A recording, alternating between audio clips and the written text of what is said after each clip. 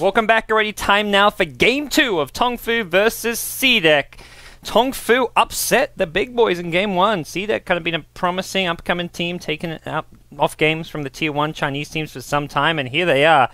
Well, off to a bad start in the Dota 2 Asia Championships. Over $1.6 million up for grabs, and well, CDEC need to get their shit together, because right now it's TongFu who look absolutely dominant in Game 1.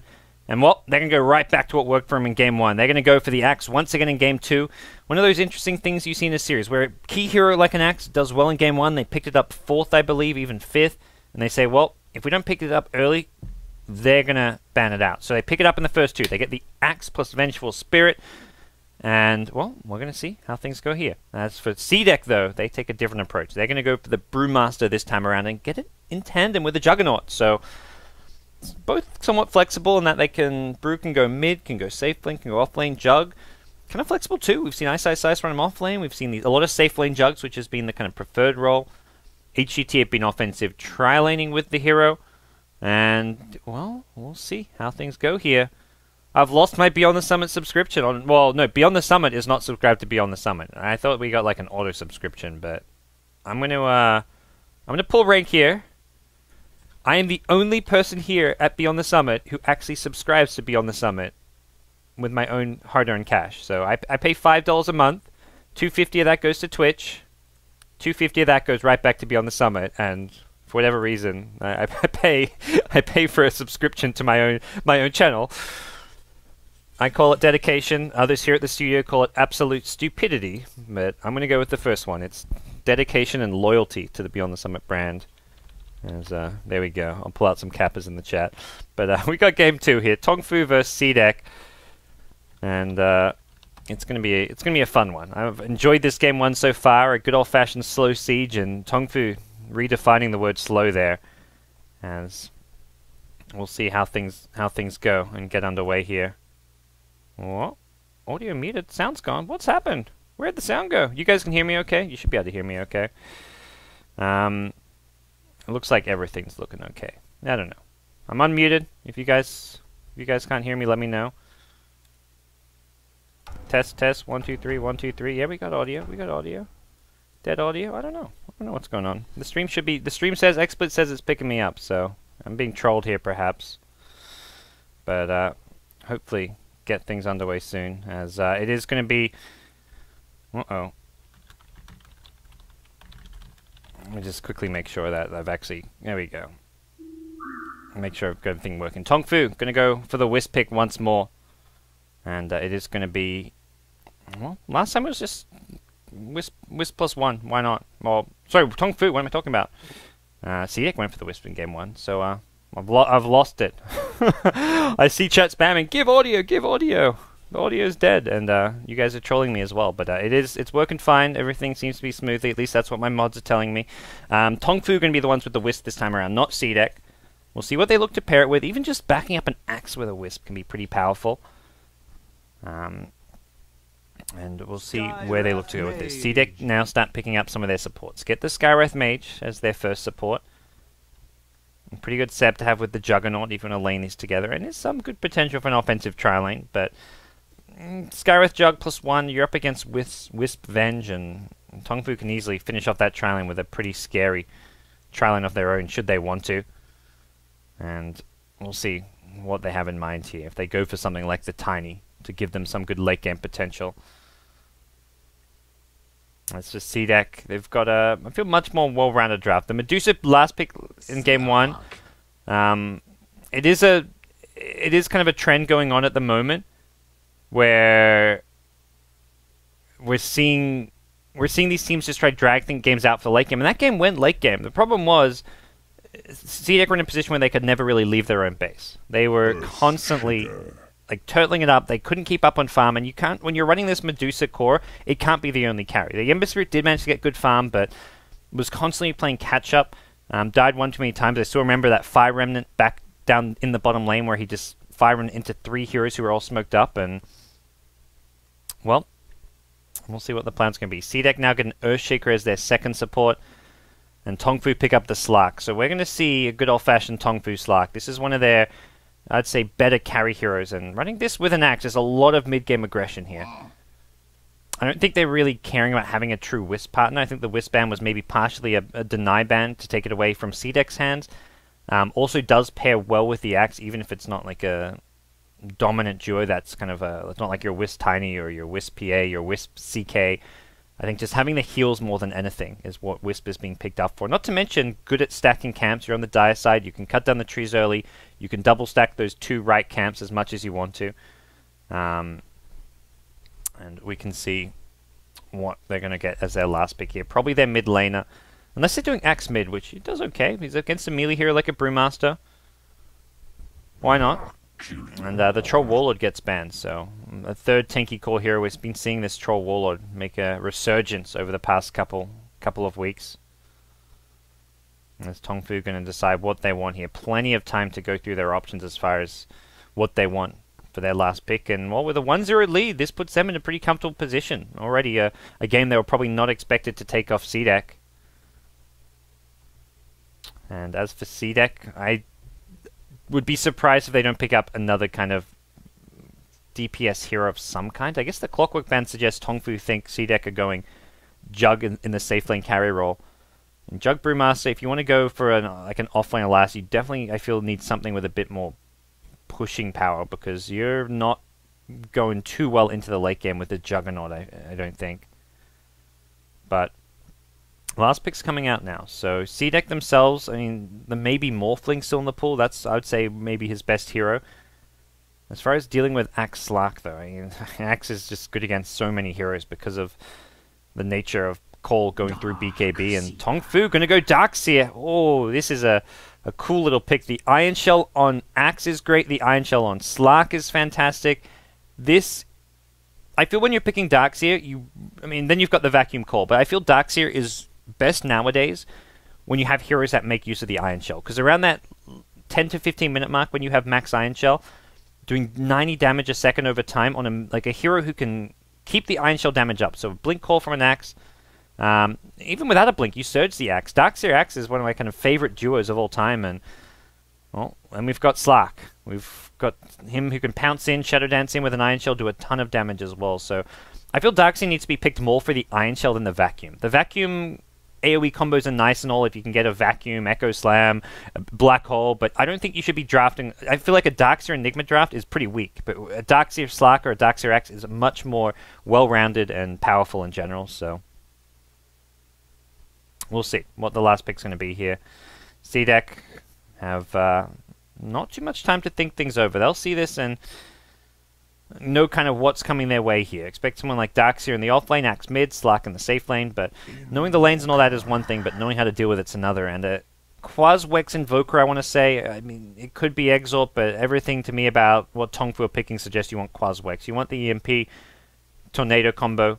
Heroes like Slark, Axe, Darkseer burn down their mana pools, and more importantly, if they're surged at you, if they're getting aggressive with that Iron Shell, you need the Tornado. Tornado, more than anything, is going to be crucial, I feel, for this team. And for now, it is their off-lane player, I believe, who picks it up. I'm going to get confused here as to which of these Chinese characters plays which. Mikasa not actually playing this game, it looks like. So Mikasa, who stood in for them game 1, played the Medusa, seems to have stepped out. And either they have a different stand-in, or this is their actual member here. I'm going to quickly check who's actually missing from the team. As CDEC are playing. I mean, that's definitely kind of goes back to, I mean, they were probably not expecting to be upset, but having a stand-in may be partly the reason as to why things are not going so well. As I think it's 333 who is missing at the moment, who's like their offlane player. Not entirely sure as to who some of these are. Oh no, that is Mikasa. Okay, so Mikasa's still standing in. Just you couldn't see the Mikasa part of his name. He had the TV part of his name there. So Mikasa's still playing for them. It's not a new stand-in. He's going to be handling the Juggernaut for the team, and Mikasa, known for his kind of mid-play or his carry play, is going to be on that role. So we will see Invoker maybe actually going to the mid lane. This could be a potential offensive try, and we'll introduce things here. For CDEC on the Radiant side, it's going to be maybe on the Brewmaster, the big upcoming star, voted by a lot of people as the most upcoming player of 2014. Mikasa going to be playing the Juggernaut, the 2014 TI4 newbie coach who led them to TI4 victory. Got Q on the Skywrath Mage, Garda on the Earthshaker, and finally Mr. Unknown playing the Invoker. They're going to smoke through the enemy jungle, not going to find too much, looking for that level 1 fight with a Juggernaut. Generally a pretty good idea. You've got a long-range Fissure, you've got a Brewmaster Clap, you've got a Concussive Shot or Arcane Bolt, a lot of damage, even if Invoker's not offering much. On the TongFu side, winning game 1, looking for that 2-0 victory here. It's going to be Xingqiu on the Slark, we've got Kabu on the Vengeful Spirit, Axe in the hands of Tian once more. We're going to see Io being played by LPC. And in the safe lane, it's going to be U9, Mr. Chinese Search Engine. Going to be on the Darkseer. So, it's going to be going safe lane solo, and it looks like both teams opting for offensive tri-lanes. This is some good old-fashioned Axe creep skipping. That's what I'm talking about. Here we go, Tian. Going to cut down some trees, draw the aggro of the creeps. The Wave of Terror also going to amplify this Axe damage. And, oh, by the way, it's a solo Jug. What's he going to do to this? Axe looking for some extra spins on him, but not going to find too much more, and, well, I'm not sure Jug's going to have too much fun against this lane. Here come the support rotations, though. Kabu going to start getting stunned up here. Concussive Shot to slow. Kabu needs to be a little bit careful, but without the Jug here, not really a kill they can get. Jug does not have boots, so can't really get there all too quickly, and Bottle has arrived, so TongFu going to have a lot of extra sustain now. And it is going to be a tri-lane versus tri-lane. Axe is going to have to think twice about creep skipping now.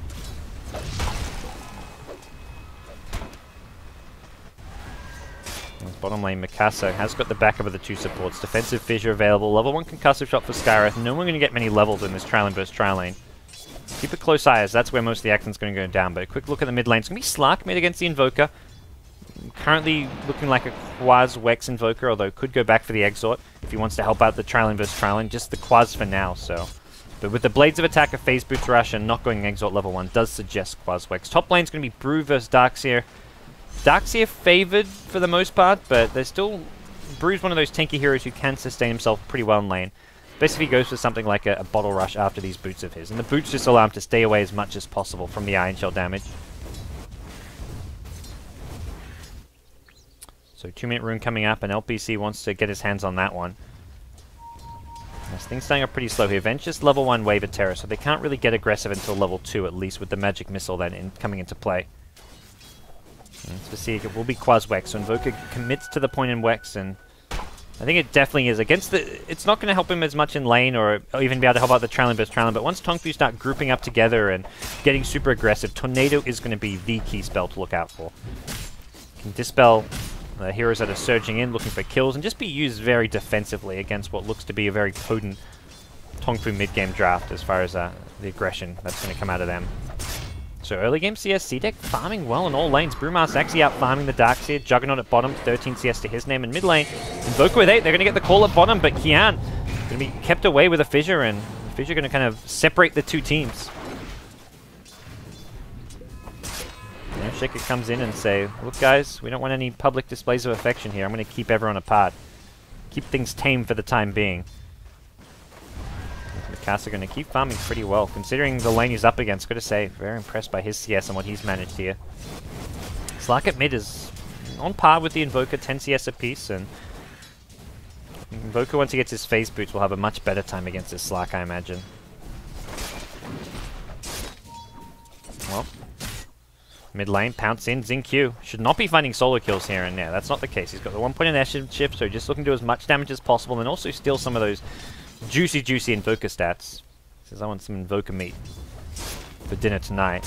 And here we go. 3.5 minute rune is not a rune, but apparently no one's taking the top rune, and will get claimed now by the Darkseer, who goes back for a bottle. Bottom lane, Axe looking for a call. If he hit that one, probably see a kill come out. But now the turnaround is there. 3-hero Fissure. There's going to be Arcane Bolts, Concussive Shot as well. With the Blade Fury damage, LPC trying to bottle up will not get to do so. They've got 1. They're looking for 2. Tian will survive on 80 HP. Pops the healing salve. He'll be able to stay in the lane, but First Blood goes the way of CDEC, and in game 2, that's a good start for them. Mikasa has money for the phase boots now. And this is looking like a magic stick kind of lane as well. Wouldn't be surprised to see him pick up something like a magic stick in lane, but I'm not going to do so right now. Mid lane, Tornado being used defensively. Here comes the Wisp. They're looking for a kill here on the Invoker, who's got very little mana, and whatever mana he's got, he's losing to the stat steal, and Slark gets himself a kill at mid. They bounce back, get 1, and a nice little TP in from LPC, recognizing the weakness of Invoker. His Tornado was used, he was on cooldown, more importantly didn't have mana. had nothing to be used defensively, and they strike and strike hard. Let's get XinQ off to a pretty good position as far as the mid lane's concerned. Brewmaster, though, continuing to do fantastic in this off lane. Partly because of this Bottle Crow, it looks like. He went for the bottle, has the heal and the regen to help him out, and then he's going to maintain that sustain using the Bottle Crow.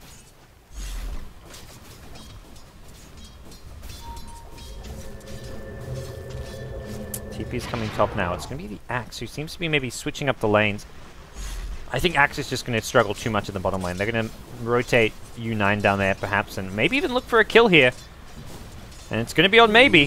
They're going to surge him in, has got a Primal Split. If they can just force out the Primal Split to be used defensively, that's a win in itself, but it takes very little damage and has a full 3 charges on his bottle.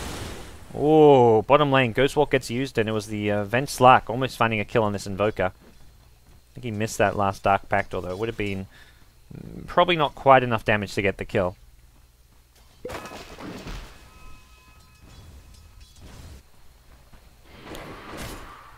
And for your Brewmaster with Ultimate Online, if anyone can rotate to his lane, he'd love to try find an opening to use it to get some kills. And this Axe, not exactly high level by any means, is looking like a potential kill. If you rotate one support, even just a Fissure could help set that one up. 6-minute rune coming up, and we'll see who's going to be grabbing onto that one. It looks like XinQ going to be heading bottom lane. As for the top one, CDEC seem to have good control over this themselves. A level 6 Brewmaster, not someone you want to mess around with, and he'll grab himself an Invis Ring. So Darkseer at bottom now has made his way back towards the Soul Ring after going for the Boots bottle, and we'll pick that up from the side shop. He's level 7, has that maxed Iron Shell. Hasn't actually used a skill point, so he's saving it so he can go for either a Vacuum or a Wall. I like the idea of saving the skill point. If you need it to cancel something like a TP out, you can go for the Vacuum, or there are opportunities where if someone like an Axe sets up a nice call, or you get a Venge sent off, you can drop the Wall for a bit of extra damage. The wall damage is pretty nice.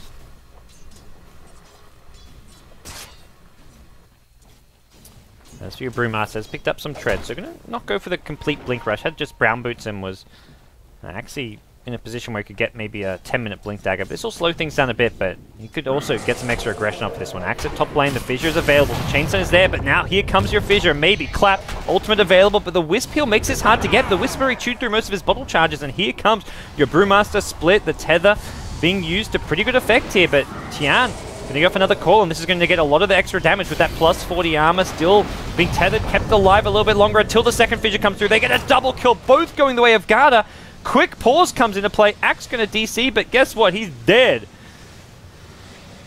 And TongFu get overrun at their own tower. Q looking to be in a bad spot as well. Maybe he's come out of the ultimate, and guess what? He's got a Clap, he's got an Invis Rune, he's got 8 stick charges. We could see an attempted kill on this Vengeful Spirit, but the problem is U9's showing up, and that's where this Skywrath for CDEC. There's nothing Garda can do to keep him alive. The Fissure's on cooldown, more importantly, does not have mana. U9 could be looking for maybe multiple kills off of this one, with both Skywrath and Earthshaker in a tough spot. The Surge is there available, but he's on his own, so Earthshaker's still full HP. This is where if you're Skywrath, you're like, okay, let's just make sure I maybe save the Earthshaker and don't worry too much about myself. Unless maybe says, screw the Vengeful Spirit, let's go save my teammates. It should be a kill on the Skywrath Mage. We'll see what maybe looks to do here as well, but a bit of an unfortunate timing for the pause. TongFu XinQ does not have a TP to help things out at the top lane. As for these other heroes, Mikasa, no TP for him. He's just farming up the jungle, 2-1-1 build with the Morbid Mask. Seeing a lot of this Mask of Madness Juggernaut as of late. And mid lane, Invoker. 28 CS to his name, has managed to pull ahead of the Slark, just barely. Ever so slightly, and he's been under a bit of pressure. The 1 kill and almost died a second time that we saw somewhat of. So, we'll see what his move's going to be. He can TP to the top lane himself. Maybe that's going to be the play for CDEC. TP your Invoker. You can invoke a Tornado, which you can throw from afar, and that may be enough to even save the Skywrath Mage. Skywrath has just used a Tengu, so he's got a lot of HP regen going on. This 230 HP is going to be at least probably close to 300 or so. Darkseer's leveled up the Vacuum, and alright. Let's see what the plan's going to be here. Hopefully a reconnect soon coming out from the Axe. This is just our first 2-game series for those of you who are wondering what's going on. This is kind of reminiscent of like the TI4 group stage where there's just bazillions of matches all running at once. There's a 16-team BO2 round robin over 6 days. So you think 16 teams BO2 round robin, that's a fuck ton of games. How does this work? How do we do this, GoDz, you're asking? Like, how is this even possible? Well, let me explain. We've got 4 games going on at once in 5 different time slots throughout the day. So we're starting at midday. There's 4 games at once, and then there's 20 BO2s in one day. Tomorrow, same thing. So we have 6 straight days of 20 BO2s going on here at the Dota 2 Asia Championships Asia Qualifier. So there's a lot of games. We're going to have multiple streams. Right now we've got Lysander, Basecamp, and Zyclops all streaming and doing their thing. We've got Lysander over on Beyond the Summit 2 casting eHome vs Aces. Zyclops is on BTS 3 casting Invasion versus Big God. If you want to see Burning in action, head over there. If you want to see some Mushi Dota, head on over to BTS 2. And then Basecamp is casting the 4th match, which is over at twitch.tv/Basecamp, which is currently Dream Gaming versus Immortal Magneto Gaming, who have got definitely the coolest team name of anyone in the tournament. So if you want to see some of the upcoming Chinese teams, that's the place to go. But there's a lot of action going on. Plenty of cool Dota to be played over the next 6 days. And it's going to be crazy. We're going to have lots of streams going.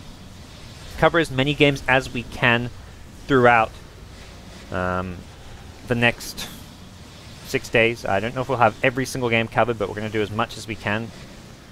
And you'll get to see a bit of me. I'll be casting a lot of these Asia games, as will Zyclops and Lysander, and Basecamp will be doing some here and there as well. And then we head off to Kiev for Starlight, and that's when LD will switch on over from Europe to Asia as well to help out with some of the Asia games. So a lot of action happening here in the Dota 2 Asia Championships here. You've got top teams from SEA, your Invasion, your CSW, GGuard, Mythtrust, Mineski, and then you've got your kind of second level of Chinese teams, with the big names being invited directly to the LAN finals, Vici, LGD, IG, as well as Newbie. It gives teams like HGT, teams like CDEC, and the new eHome, which is, I guess, a mixed SCA and Chinese team.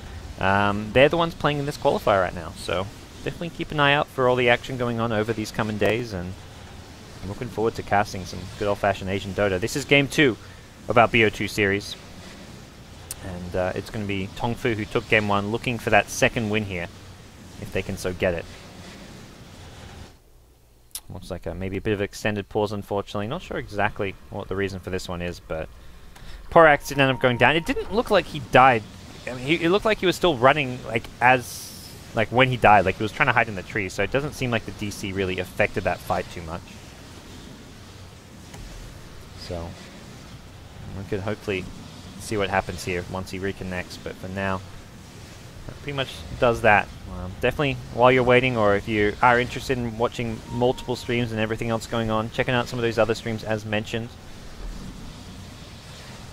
And for CDEC, this is, I mean, they're, to me, looking at these teams, okay, so 16, the way the format works is the top 4 teams in the Asia division qualify for the LAN finals. Get away from the TP noise. There we go. Or the tornado noise. The top, I don't know what that was. The top 4 teams go directly to the LAN finals, are in the 16 teams main event. The 5th and 6th place play the wildcard match. So similar to like the wildcard matches at TI4, where you had your 2nd place from each qualifier. You had MVP, you had Virtus Pro, you had gosh, I'm drawing blanks here. Who were the other teams? Your SEA team was okay, MVP. So MVP, Virtus Pro. China was CDEC, I believe. Was it CDEC? I want to say it was CDEC. And then for America, we had... Gosh, I'm drawing blank. It wasn't Liquid. Yeah, Liquid represent... Oh, no, sorry. Liquid and Navi... Yeah, Liquid played the Liquid played the wild card, with Navi US winning the actual America qualifiers. So there we go. Will be a kill. Kabu gets the howl off, and the resume continues. Oh my gosh, I need to fix my memory one of these days. But so just back on what I was saying. So top 4 go directly to the main event. 5th and 6th play the wildcard match with the 2nd and 3rd from Europe, as well as 2 teams from the amateur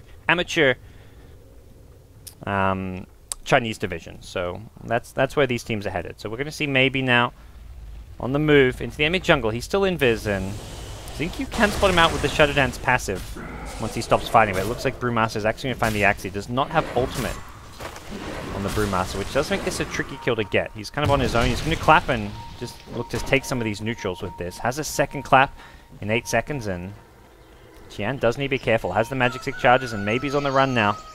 Going down through the mid lane. Axe does not want to really chase into that clap, though.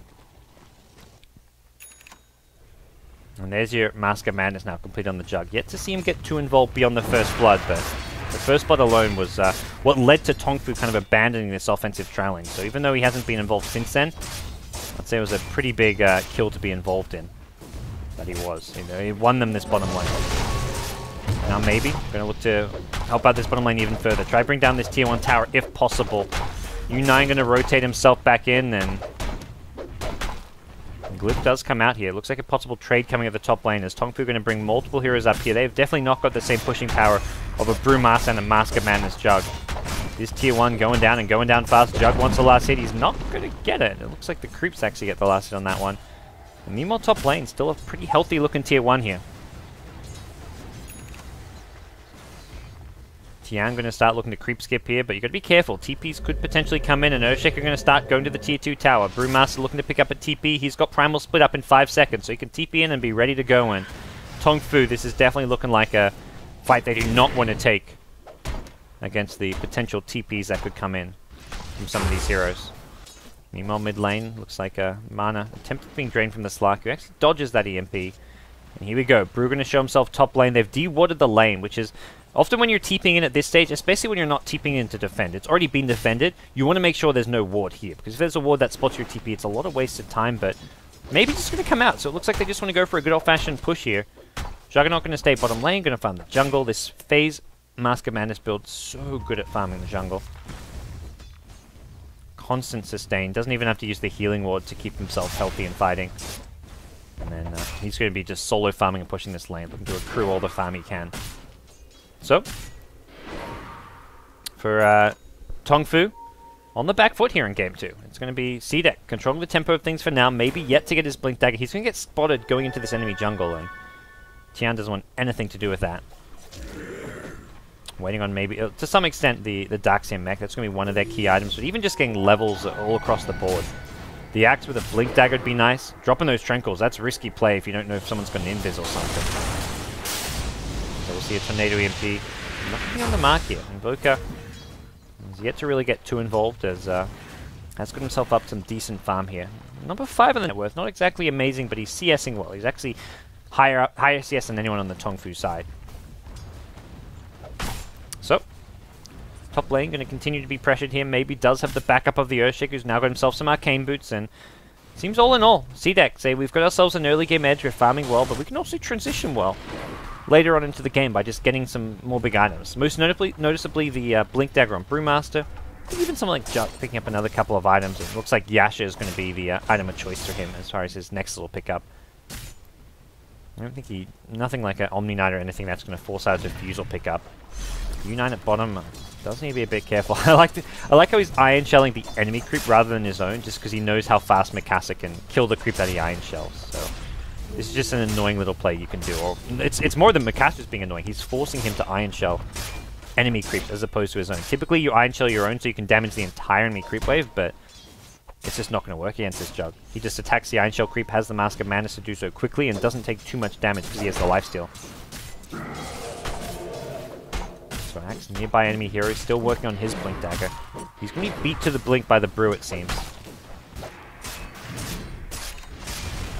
Jug now, once again, switching back to the jungle, has mostly completed his Yasha, and definitely expect him to start getting more active on the map.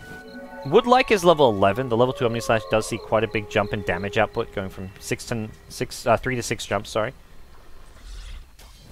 And for CDEC, I think their lineup kind of shines once they have this Orchid with the Blink Dagger. The Orchid Invoker, the Blink on maybe, and then Juggernaut just wherever he is at that point. The Jug is going to have all the farm in the world. He's going to be top farm for some time, barring any big mistakes or pickoffs here. Tornado coming in the mid lane. They've got the Silence on King, and he's going to be kept alive by the Tether Helper. And now there's going to be a Dust coming out of play here. There's no Ghost Walk available for you, Invoker, but no cannon kills come out. CDEC still alive. The wall was used even. Now the Blink Clap's coming to play. It's the Blink Dagger from Maybe. No answer to this.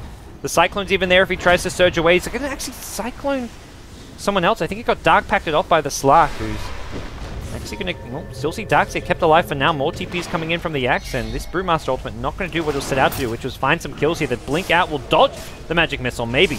Some fast fingers there, the throw onto XinQ, and we're going to see a nice True Fissure. The EMP, the Omni Slash, here comes Mikasa. Going to go chopping on through, takes out the Axe. Says, I'll show you how to chop, and now they're going to get to work on this tier 1 middle tower. It's still pretty healthy. They've got the healing ward up, and Mikasa doesn't mind taking a pot shot or two from this tower. XinQ has his work cut out from if he wants to defend this one. Walks in and has got Shadow Dance to fall back on, as well as a lot of magic wand charges. And TongFu, no, there's no Omni Slash, there's no Brewmaster split. This is an okay time to try to take a fight. Problem is Kabu is not really a hero you want on the front lines. He's going to get focused down first, maybe. He's in a bit of trouble here. Can't find the blink out. The Shadow Dancing Slark will help secure that kill. 1-for-1 trade and in the favor of TongFu. Not to mention they hold on to their tier 1. CDEC going to be forced back, and I think this is where you just, if you're Mikasa, go back bottom lane, go into the jungle. Bottom lane too far pushed out, so it seems jungle is going to be where he's headed. And CDEC just overstay their welcome, not to mention just dive. They see the Venge and they're like, Venge, I mean, Venge is out of position there, don't get me wrong. That is not where Venge wants to be, but the end result is still a good fight for TongFu because Brewmaster overcommits for the kill.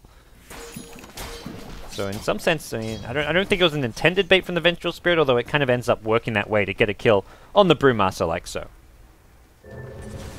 Maybe going to make himself known at the top lane, and got the Treads blink, suggesting like some kind of a Vlad's AC type build, maybe a BKB if he feels this is a BKB game. But against Slark, Axe, even I guess Darkseer less so. But well, Darkseer means you maybe don't want to go for a Vlad's AC because you're giving Darkseer these free auras.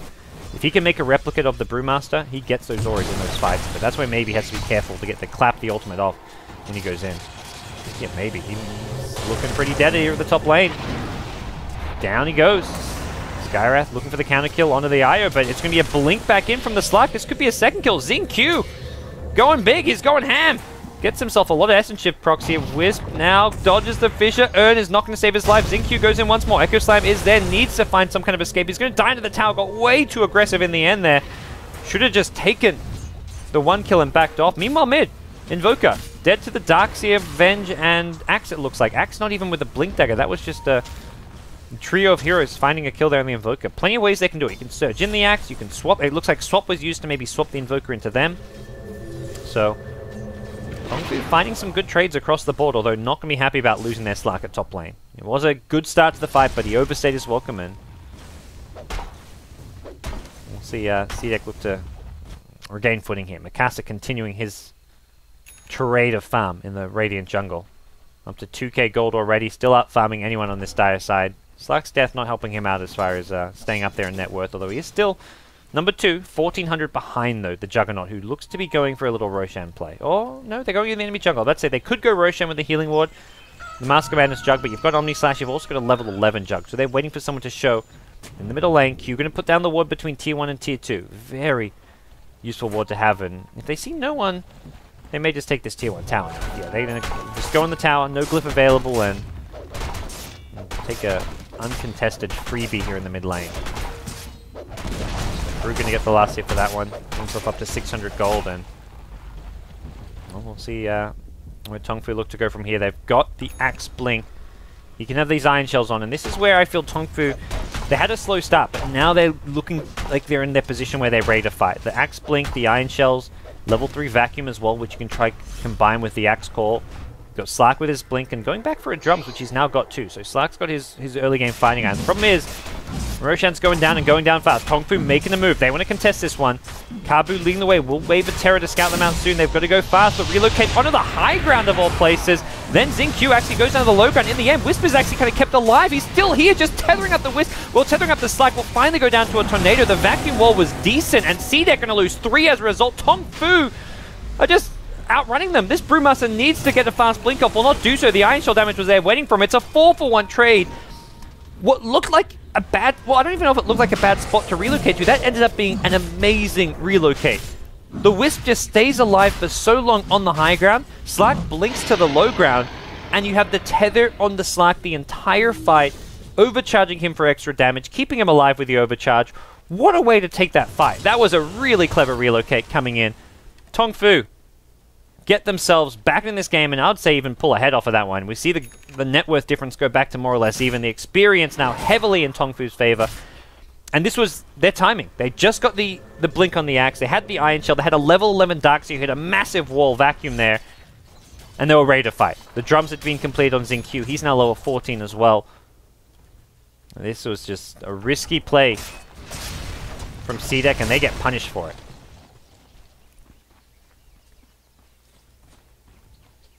Well, Invoker now has Orchid Phase Boots and couldn't really do too much in that fight. Did kill the Wisp on his own. Well, kind of on his own. The Skywrath ultimate definitely helped out there, but that Wisp is so damn tanky on the high ground somehow.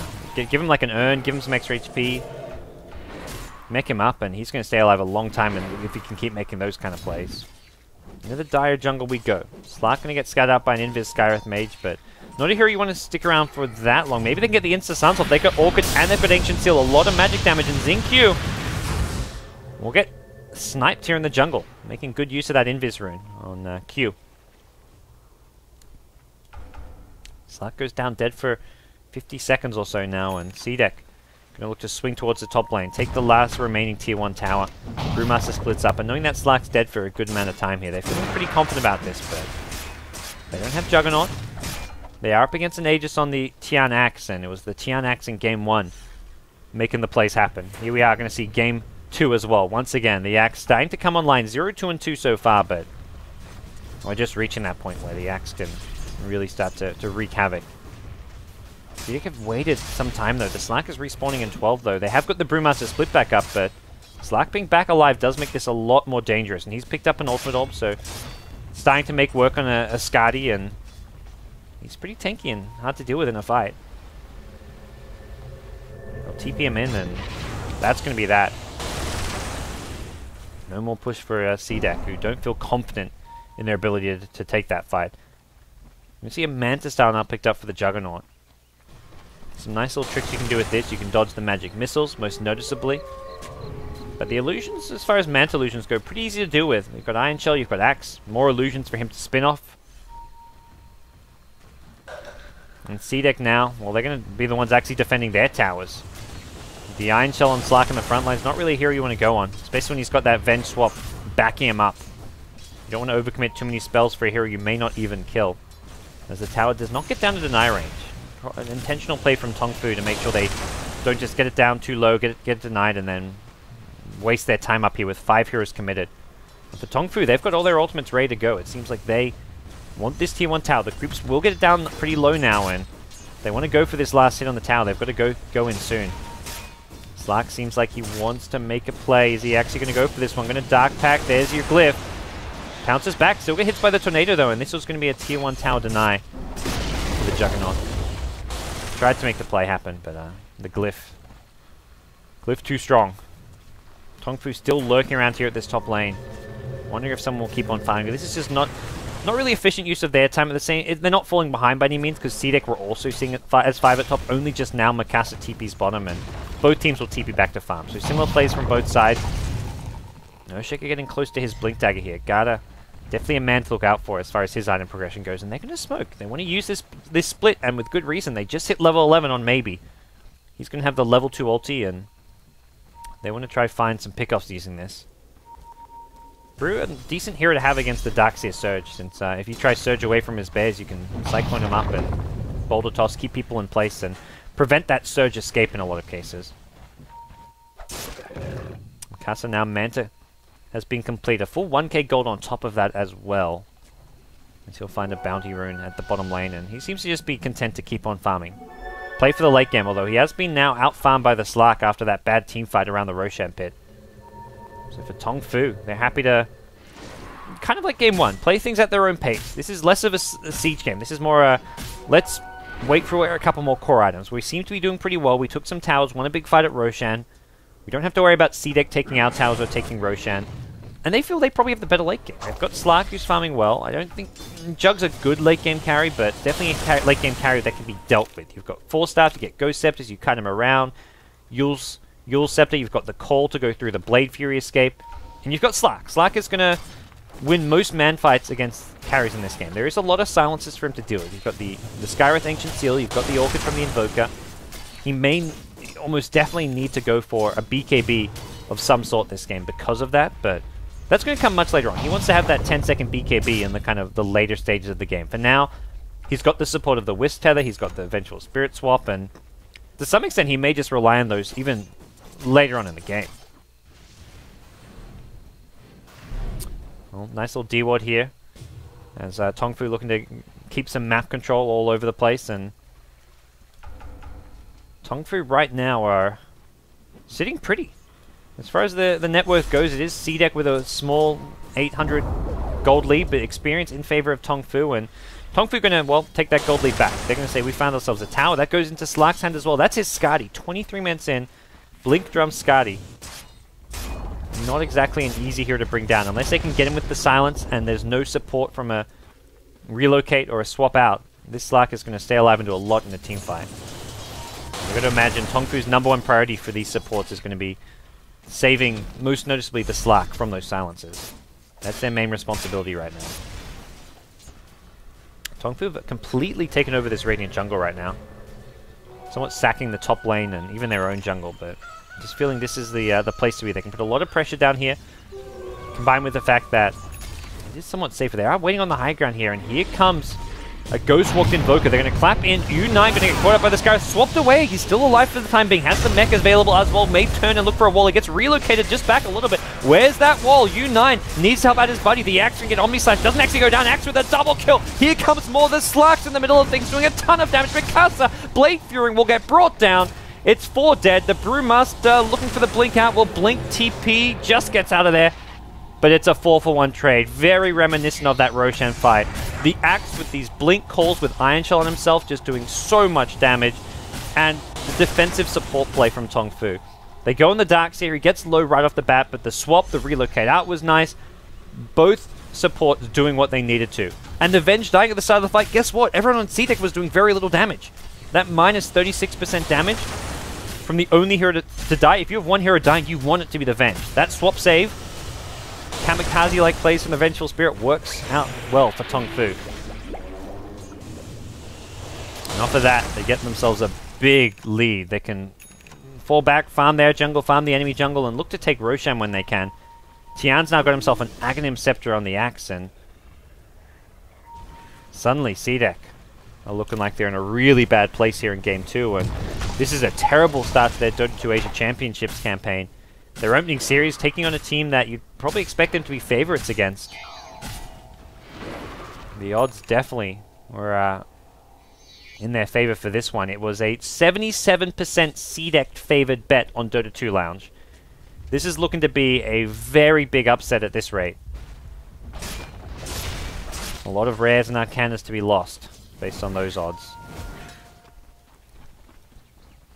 Not over yet. We could still see that 1-1 draw here as CDEC, they're going to fight things out. Mikasa's got a lot of farm in his Juggernaut, up to 2.9k now. We'll see where he looks to go as far as itemization goes. This is the problem with the Jug. There's a lot of items which are nice on Jug, but there's no one item where you're like, this is going to change how this game goes.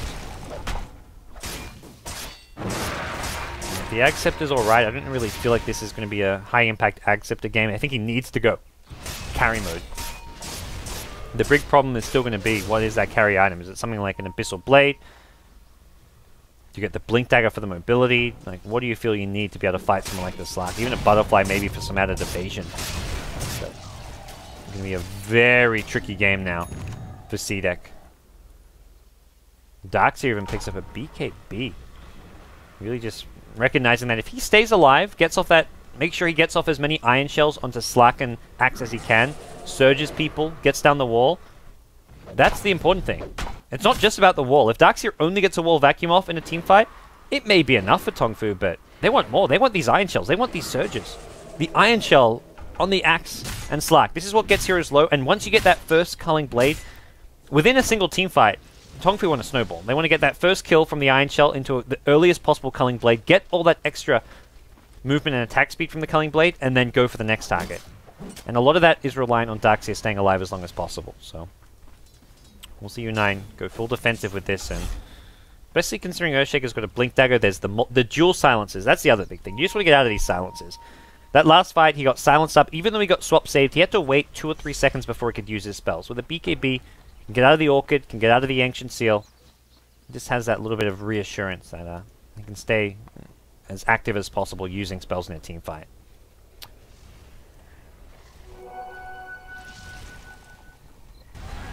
Kabu will scout out Roshan as respawned and draw him out of the pit. So this will also, I think, get spotted by CDEC's Observer Ward. So both teams know what's up. Maybe has gone back for that Vlad's and steal the rune. Cheeky play.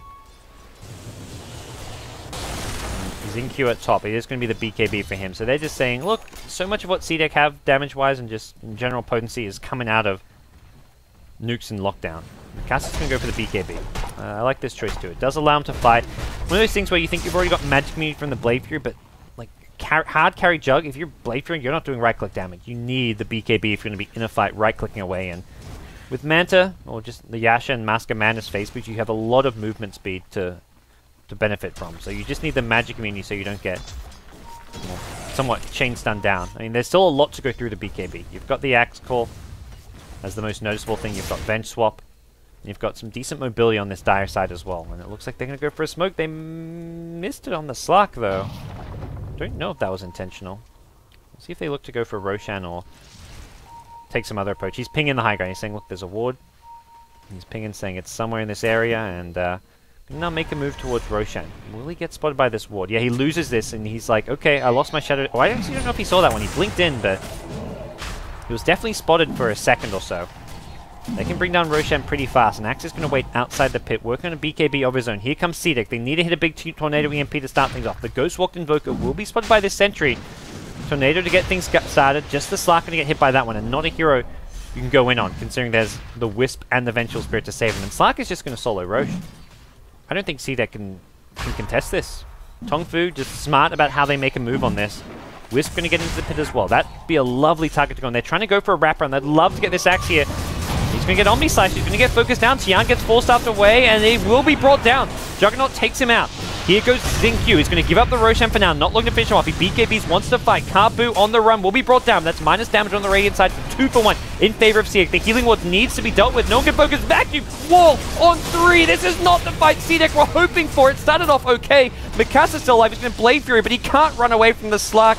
The Shadow, well, not the Shadow Blade, the Skadi slow, just adding up bit by bit, and CDEC now on full retreat. Ghostwalk on the Invoker. The TP out from maybe gonna succeed. It's a 3-for-2 trade. They can fall back to Roshan now. It was better than the previous 2 fights for CDEC, but it still definitely was not good. TongFu win another one. Axe a little bit caught out there and was definitely caught by surprise, and I think it was a nice play from CDEC in that sense, because the Tornado came from this direction. So TongFu were like, okay, the entire CDEC team is kind of in this area. Like on this hill, on this hill. When realistically, they then looped around and came back from this direction. This was a smart play, because they have a good idea that heroes like Axe are going to be up here, Darks is going to be up here. They wanted to bring down the Axe and Darks here first, which they succeed in doing so. But even with the Axe dead, to me, one of the key teamfight heroes, they still couldn't win the teamfight. Slark and Darks here alone can do enough. That's the big thing with TongFu right now. They don't need all 3 core heroes to win a teamfight. They can do it with just 2. Speaking of core heroes, maybe, well, doesn't have an ultimate, needs to blink out. The Vacuum going to come back. That's going to catch out, well, 2 of them. And now the Invoker on the run does not have an Invoke for a couple of seconds. What's he going to go for? Absolutely nothing. Darkseer gets the kill with the Iron Shell. This Iron Shell is doing work here. BKB from Mikasa is still getting slowed by the Skadi. What an item this Skadi is. The pounce forward. Mikasa going to be brought down by the Slark. The BKB Slark is just wreaking havoc now. Buyback from your Invoker. TongFu just raiding the enemy base here. There's no answers. They're still chasing. Xingqiu going to catch on the Invoker. He's stolen so much agi. 38, 39, 40, 120 agility stolen for your Slark. They're just going to destroy this Radiant base. Unfortunately, you're going to get tier 2 towers. They've raided the tier 4 high grounds with not a single tier 2 taken. That Slark, holy crap, he is hidden bloody fast and bloody hard with all that agility stolen. 120 agi stolen from Essence Shift. That's going to be some of the highest Essence Shift I've ever seen in a Dota 2 game. They get the tier 2 tower and they're looking for more. The dieback from Invoker. He's still dead for 30 seconds. They've got a Brewmaster split, but on the Dire side, guess what? Every ultimate is back online in 3 seconds. Just the Shadow Dance they're missing. They've got the Vacuum Wall. They've got a ton of gold on everyone. TongFu going to look to take this last lane down. They've got to worry a bit about the Earthshaker, Blink, Echo Slam coming in, but Blink forward, Slug's found him, the Observer Ward! What an Obs Ward! They planted that during that raid. Now XinQ's going to have to Shadow Dance out of this one, maybe holding onto the Aegis, may just die and then Shadow Dance on respawn. Has got the ultimate still for this one. Wisp in a bit of trouble. Tethered forward. Will get Omni Slash down, but Omni Slash just for a Wisp seems like an alright trade here. XinQ now goes into the Skywrath mate. Still hasn't got the agi he had last fight. He's looking to steal some back here. Mikasa seems to be the target. BKB and Skadi keeping Mikasa in place. Not getting hit by or affected by the Ice Wall. He wants Mikasa going even into the fountain. Needs to back off, go for the Axe 4-star forward. He's going to Shadow Dance in the enemy well. He's making huge plays. Axe now going to be kept alive thanks to the bonus armor. The swap back onto Maybe. Great Tornado coming out from the Invoker, but is it going to even be enough? Maybe's trapped in place by the Pounce. They're going to realize, wait guys, let's get racked.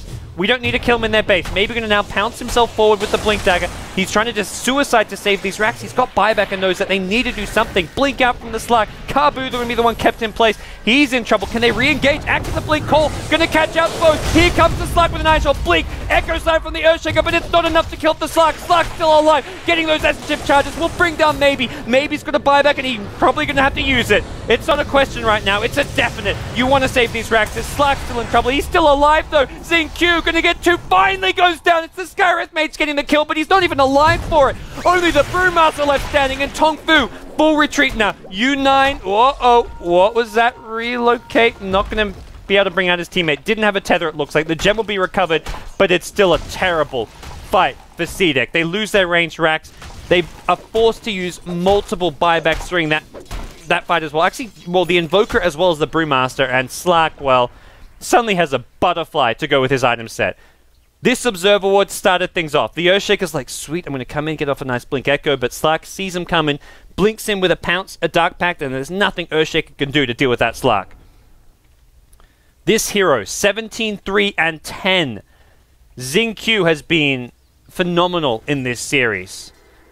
He has brought the pain to CDEC, and well, the Tian Axe has also been making plays happen left, right, and center. He'd love to finish off this BKB. I feel like if he'd had the BKB that fight, things would have been a lot easier for TongFu. But, I mean, at this point, things are looking like smooth sailing for them. CDEC looking like they're at the brink of a 2-0 defeat now. Guard has picked himself up a Ghost Scepter, thinking that may help against the Slark, and he's right to some extent. We'll still take the magic damage nukes from the Pounce and the Dark Pack, but he won't die to the combo. The right clicks won't be there. This Ghost Scepter will just keep him alive enough to get off some of his nukes. Even a BKB Slark means he can just run away and hopefully get kept alive by maybe like a 4-star from someone like the Invoker. Relocate up top. They want this Invoker. He's going to Ghost Walk. Have they got detection? The dust, I think, yeah, it was used, but not going to land. So Invoker gets back to safety. Sees it coming, and for CDEC, well, time for some desperation plays, perhaps. They're going to have 4 heroes down bottom lane with the Invoker still residing near this top lane. Ghost walking around. Doesn't have the max Wex here, so not the fastest of Ghost Walks, but CDEC are in terrible shape right now. And this Axe BKB is the final piece of the puzzle for TongFu, perhaps. I mean, there could be many extra pieces if they need it. The Aegis, the Cheese, if they really want to wait that out. And I think they may as well. They've taken the range racks. They're in no rush to end things here. They're late game with this Slark as farmed as he is. The BKBs to deal with, well, a lot of this nuke damage. It's just the Juggernaut who's the kind of the problem hero.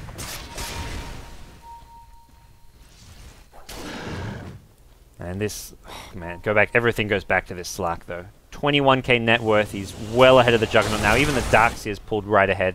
Shiver's Guard now picked up, so can negate some of that Juggernaut damage to some extent as well.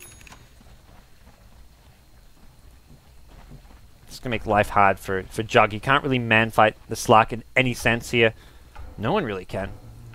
You're going to have to kill Slark using the nukes here. His BKB is down to 7 seconds, but I'd say considering how much he got out of those first 2 or 3 BKBs, that being 7 seconds is still pretty nice. He's just happy to not have a 5-second BKB. And this next BKB or 2, if you're looking at another teamfight victory off of it, the game's won after that. Quick pause going to come out. Much needed pause for CDEC. This is like a timeout, guys. What's the plan? What is the plan? We need something, anything, to turn this game around, and I don't know what that's going to be. It's not really coming from the Jug. He probably goes something like an MKB to deal with the Butterfly now. But the team fight of TongFu with Axe Darkseer, this duo is just so potent. You can't kill anyone as well, assuming the Kabu Vengeful Spirit, which has been on point the entire game with his swaps. LPC with these relocates out. Everything about this has just been perfection from the TongFu supports for the most part. I say that a minute after the Wisp didn't fail to tether relocate out his teammate, but all in all, this has been just a great showing from TongFu. Definitely been impressed by these guys, and you can see them could be going deep in this tournament if they keep playing like this. They're drafting well. They found picks like most noticeably the Axe pick, which is to me been a resurging pick over the last few weeks. The Slack has always been one of their best heroes as well, from casting them months and months ago. They love this Slack, and it seems to suit their playstyle really well. It's a good mid-game hero. They like to get a mid-game advantage, but they're never really that good at ending games fast. They play things very slow, methodically, and they get to the late game. And that's where Slack is a late-game carry. We're seeing it here. Very potent. But there's the Ag Scepter, so not going for the AC. I think recognizing that any of these extra auras he gets could theoretically be auras for the Darkseer. You hit him with a wall, guess what? It's a free AC for TongFu. TongFu don't even have to buy one at that point. They can get the free Vlads if they catch up maybe in the wall.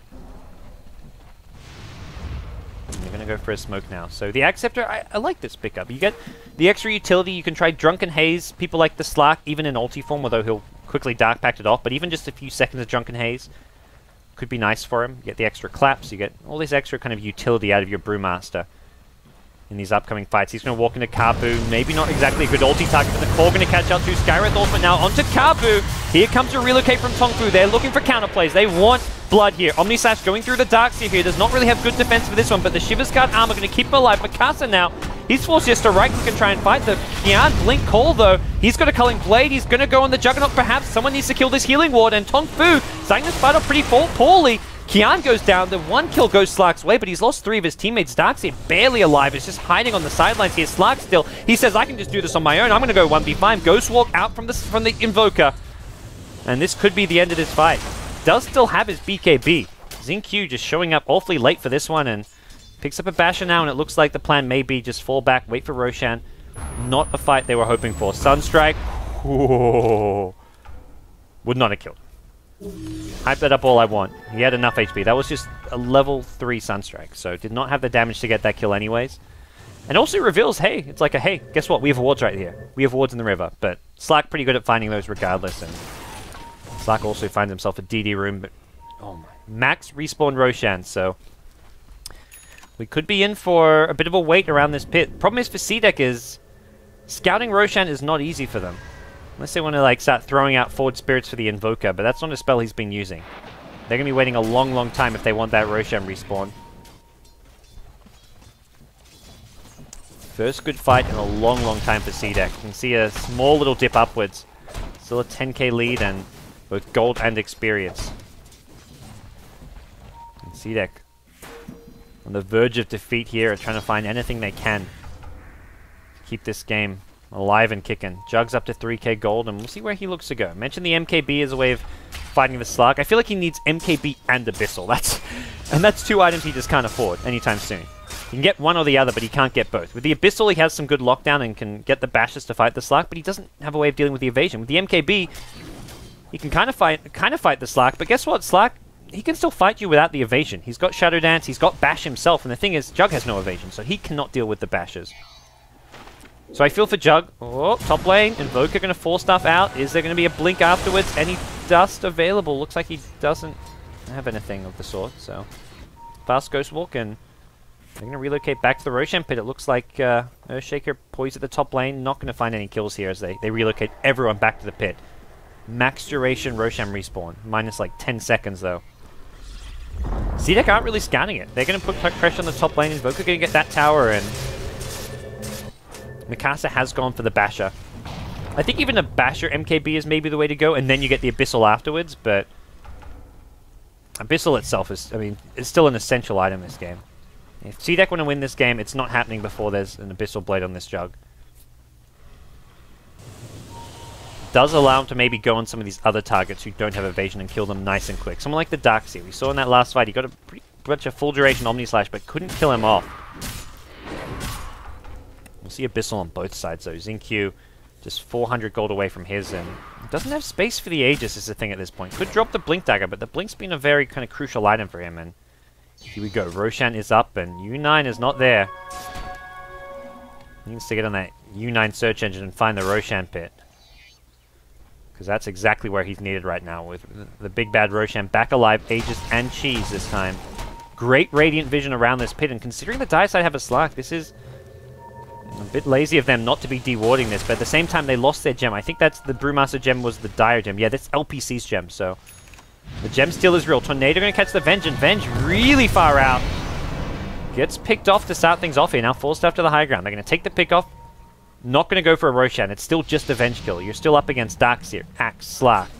Lots of BKBs and lots of things you just can't really fight right now. Slark going to go in. Once it's Invoker, there's a call! Vacuum combo! Going to immediately get the Invoker. He's going to buy back. Look to take second fight here. Maybe. Going to actually get off the ultimate before the Culling Blade comes into play. Mikasa on the run.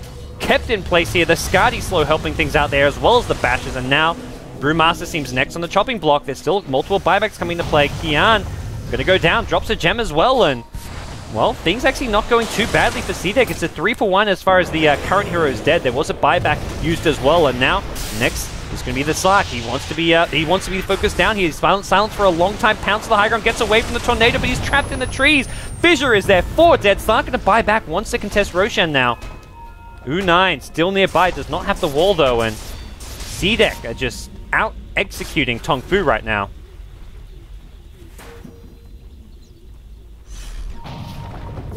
They have managed to not let CDEC get Roshan, and they want to fight this one, knowing that CDEC have a few buybacks on cooldown.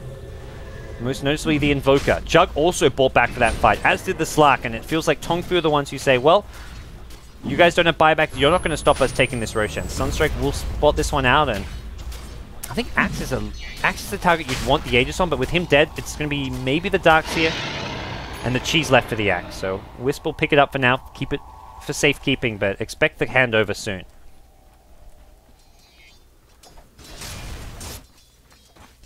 Well, U9 marching down this mid lane, and he's got the Aegis now, so he doesn't have to be as worried about his positioning. The positioning has not been easy for him. Without the Blink Dagger, it's hard to get off those perfect wall vacuums, but he comboed that vacuum call with the Axe in that last fight fantastically. Problem was, CDEC used their buybacks well. And maybe Brewmaster also getting a lot done with this Aghanim Scepter in these fights. Going to be a pretty strong pickup to have. Jug now no items past the Basher after buying back in that last fight, and it seems TongFu, they're ready to go for some kind of a high ground breach here. Axe is going to be the one getting hit by an EMP. He won't be able to blink for a few seconds. Actually, the EMP misses, but his blink does get cancelled. Now into the high ground we go. That's a costly BKB. He wants the Skywrath off of this. I'm not sure if he's going to get it. Jug going to look to bring him down. The Omni Slash to swap out. It's going to be the Vengeful Spirit instead. Saves the Aegis. And CDEC, are they going to keep on chasing? No mana for the Darkseer. He can't actually use his wall. Actually, no, it wasn't Slark with the Aegis. What am I talking about? Slark, if he died there, that was a disaster. So a good swap save, and now the Wisp's going to come back in. That was the relocate back. Axe going to blink, call himself in. They maybe look to just bring down some of these splits. Big Echo Slam comes in from the Earthshaker, though. Does a ton of damage, and TongFu, they've lost 3 now. The respawn's going to come from the Darkseer. It does have mana for the wall now, but the fight's been lost. Slark dies for a second time. That's the Invoker getting that kill. These silencers not being dealt with very well. The BKBs come out, and U9 just going to have to jet himself out of there. He's still being chased here. Invoker in hot pursuit. Got pretty high movement speed, but not enough to keep up with the Darkseer surge. And what a disaster for TongFu. They haven't even got a melee Rex this game. They only got that range Rex. They had that one high ground breach, which went so well for them, but since then, things have not gone in their favor.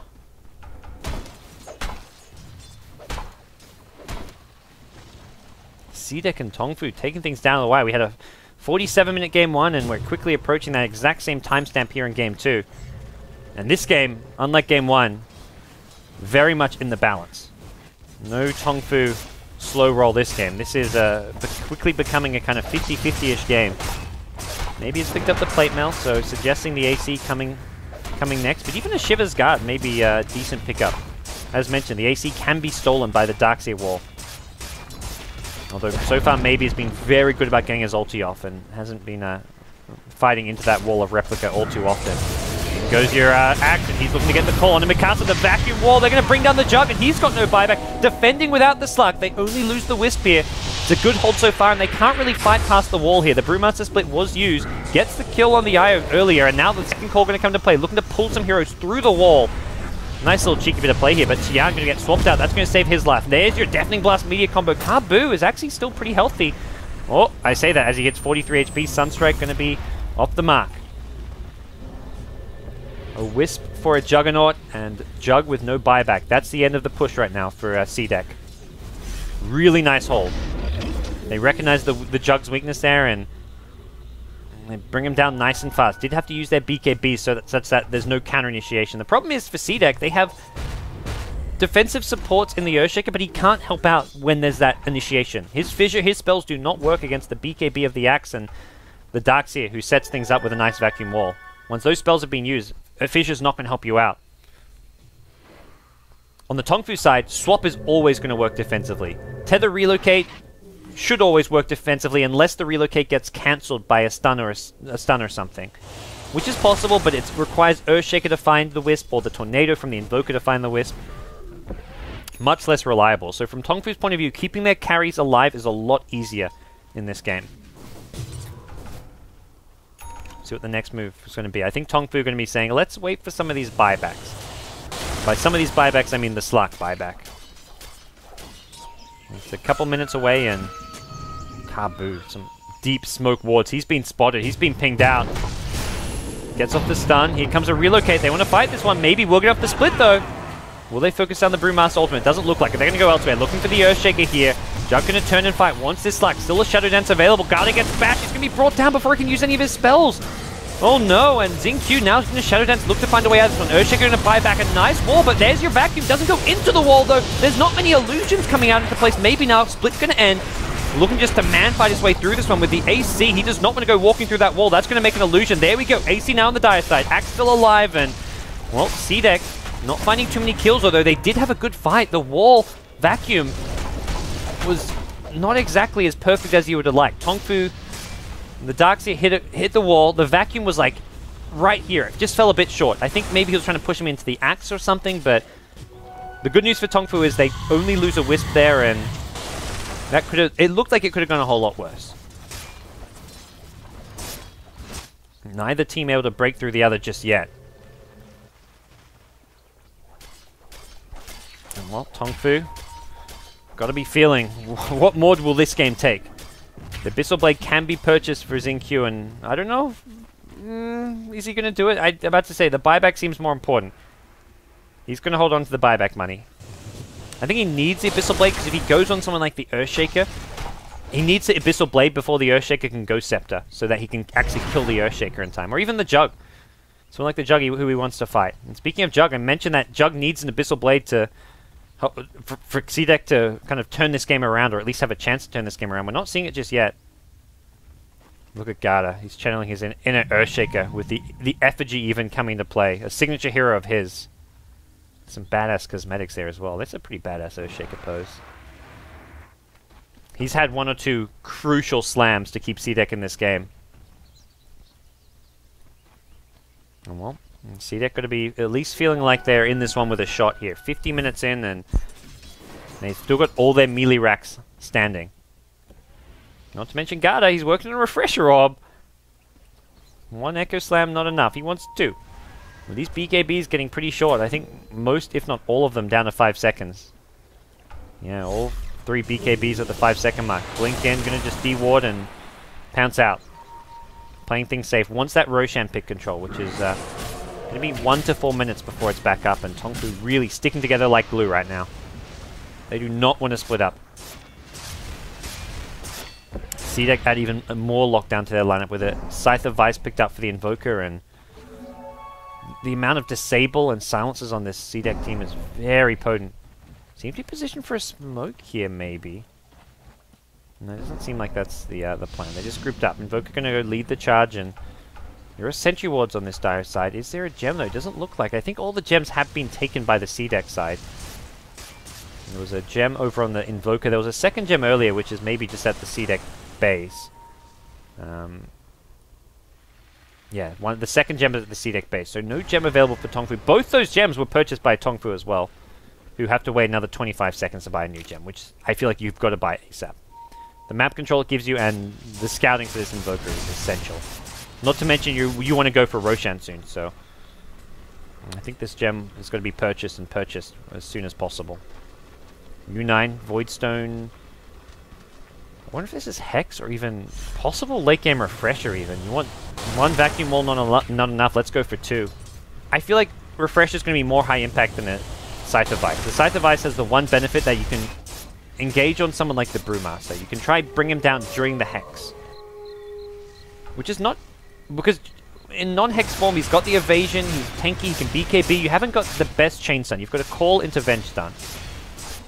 It just doesn't seem like that's enough anymore, considering his 32 armor, his evasion, there's no MKB, and the Hex disables his evasion. So that allows the Slark to do a lot of damage while he's Hex without having to worry about the evasion. So Hex is good for killing off the Brewmaster, but the Refresher is going to be the teamfight item. If you feel like the teamfights can be won or lost based on these wall vacuums, which I feel is maybe more the case, I think that's the item. But both very viable right now, and well, CDEC problem's going to continue. They're going to lose Roshan here. Aegis and Cheese going to go the way of this dire side.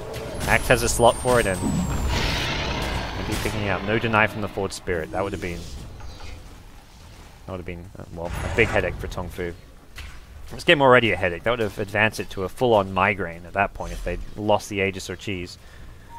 Axe now with Aegis in hand feels confident he can pick up a Shiva's Guard. The second of 2 Shiva's Guards. Sorry, intentionally muddle my words here. And well, for CDEC, 29 kills to 36. Those numbers don't mean too much. What does matter is their farm has picked up. They've clawed their way back from a 14,000 net worth difference, and the experience 5,000 in their favor after a huge deficit there. TongFu happy to not overcommit to things right away. It seems they're pinging this out. They seem well aware there's a ward here. Have they even purchased? I mentioned the gem. Okay, they bought the gem. It's coming out here. Kabu on the Vengeful Spirit has that one. Not sure if he's going to be holding on to it. You'd love to have it on a tankier core hero like the Axe or the Darkseer, but item slots become the issue. And that's where I think Venge is going to have to be the one who carries this. That or the Wisp. And Cheese is still left on the Wisp here. I guess figuring that he can tether and get a double heal off on someone, even if he's only half HP. Like, 800 HP heal on himself is an even bigger heal on a teammate because of the tether. We'll heal them like a full 50% more than that. Maybe showing off his skills here on the high ground defense, just keeping those fingers active, keeping his hands warm.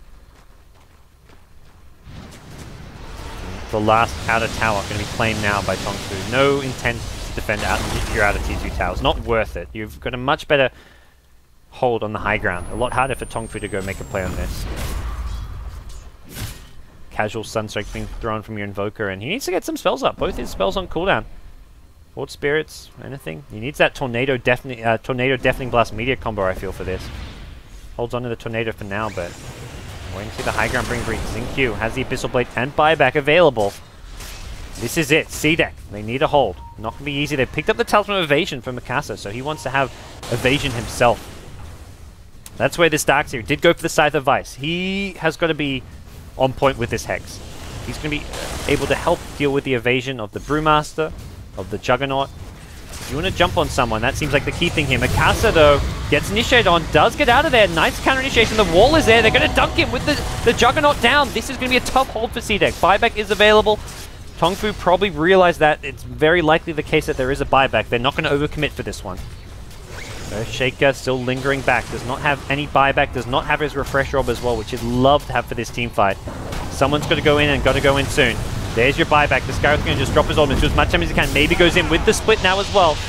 Looking for a Boulder Toss. Will chase down the Slark, who actually will blink even further away. And TongFu, full disengage. Only have 2 minutes left on the Aegis, but they bait out the Primal Split. They bait out a Juggernaut buyback, and they're good to go minus the Darkseer wall. How much do they value that wall? It's up in 60 seconds.